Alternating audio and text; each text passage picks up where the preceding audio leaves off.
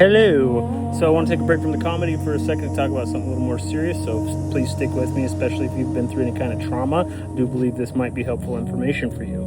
Many people who've been through trauma have a psychological split. They decide, I'm not going to get hurt again, even if it's subconsciously. Let's say you're 10 years old and you go through something very traumatic, or it could be complex trauma where it's a series of events over time.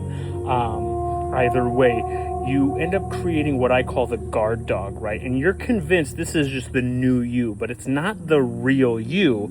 It's a fake version of yourself that you've created to protect the 10-year-old you, or whatever age. Apply whatever age you might have experienced trauma. Many people will be emotionally stagnated at that maturity level of whatever age that happened to them. So if you know people like this, oftentimes some of the symptoms will be, if you're watching them handle adversity, controversy, a fight, arguing, they're handling it much like you would expect a 10 or a 12-year-old or whatever age to handle it.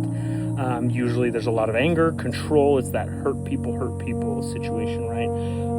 They don't let people get too close because it backfired. It's what caused them their pain in the first place a lot of times, these wounds.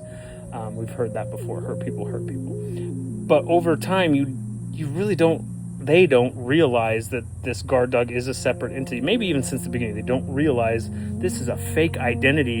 And rather than walking around understanding I'm doing this to protect myself, they think this is just the way they operate, right? And what's really happening is the guard dog is guarding the real you inside this cage, and that you're not experiencing life. Nobody can get to the cage because they got to go past the guard dog to get to you, right? And the guard dog will do mental gymnastics. It'll change the subject. It'll do whatever it has to do to win an argument to not let you get close, right? Because the guard dog isn't actually protecting the child so much as justifying its existence. The guard dog and you have a case of Stockholm syndrome, right? Where you love the guard dog because you think it's protecting you, but what it's really doing is convincing you that the world is worse than it is and everything is out to get you. The world's a terrible place, don't get me wrong, but not everything is out to get you. Not everyone wants to hurt you.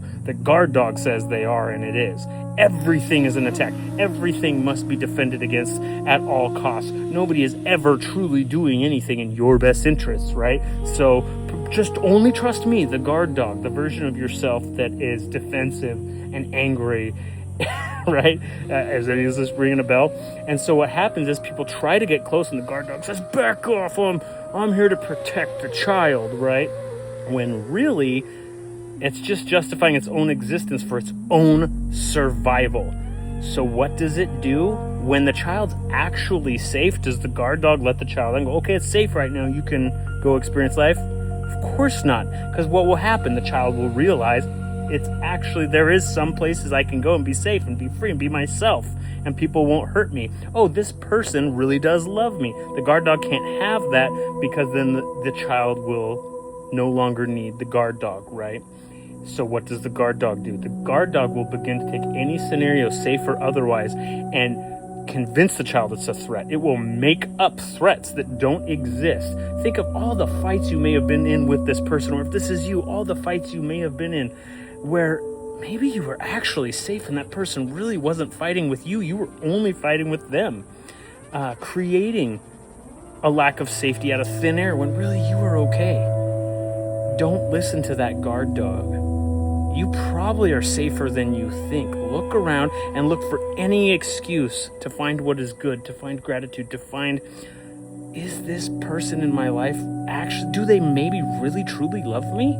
Do they really truly care for me? Is it possible that not everybody has an alternate agenda to just get me and take advantage of me for whatever I can offer them, whether it's services or your body or whatever, right?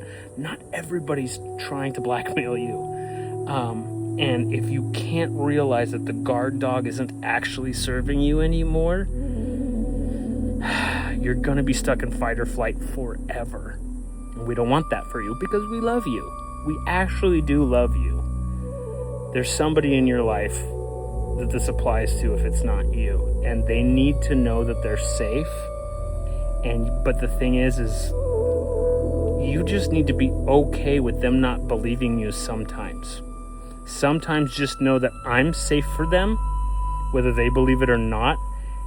And all I can really do is offer that safety. I can't make them believe it. I can't make them believe they're safe. But if you love that person, continue to provide that safe place for them to be, even if they're pins and needles. And they're like, why won't you hug me? And it's like, well, you're covered in pins and needles. It hurts. They need you to hug them anyway. They do, unfortunately, need you to bleed for them sometimes. You gotta have boundaries, but I hope that helps somebody. Don't listen to the guard dog.